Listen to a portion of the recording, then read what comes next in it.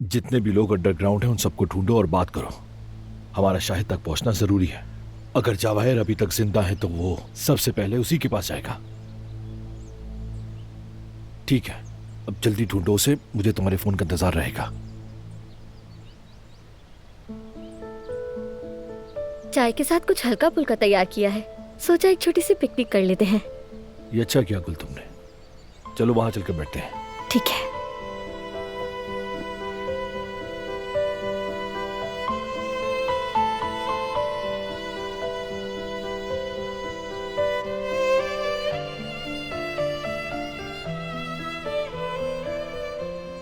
फरात, तुम्हारा मूड कुछ ठीक नहीं लग रहा। आहिस्ता आहिस्ता समझने की कोशिश कर रहा हूं। मैं जानती हूँ कि तुम अभी भी वही सोच रहे हो कि भाभी मेरी वजह से वहां गई और जवाहिर कुछ भी कर सकता था, है ना? लेकिन क्या पता शायद इसी में कोई भलाई हो। हाँ शायद,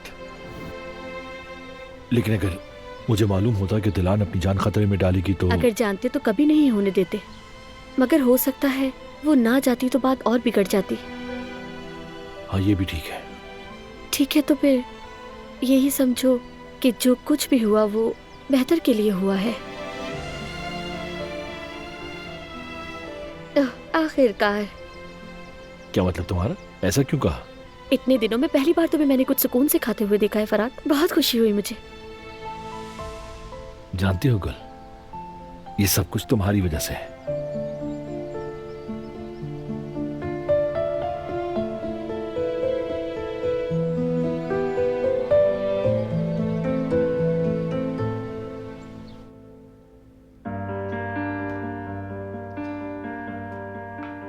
तो लीजिए, हमारा मेन्यू सुन लीजिए। आगाज करेंगे एक मजेदार टोमेटो सूप के साथ, तुम्हारी पसंद के मुताबिक।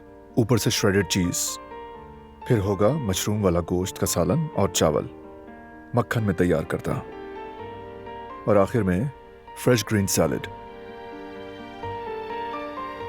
तो कैसा लगा मेन्यू?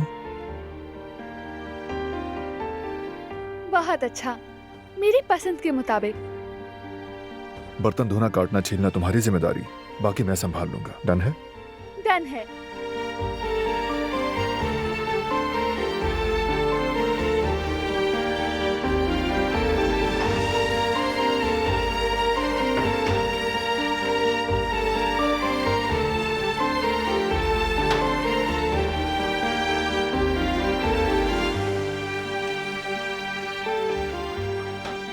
यहां बर्तनों की जगह बदलती क्यों रहती है?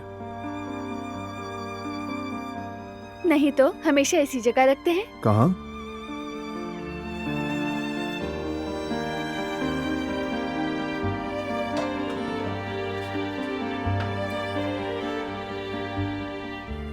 Thank you दिलान। रेसिपीज के बारे में कुछ सवाल भी हो सकते हैं। जितना मुमकिन हुआ जवाब दे दूंगी।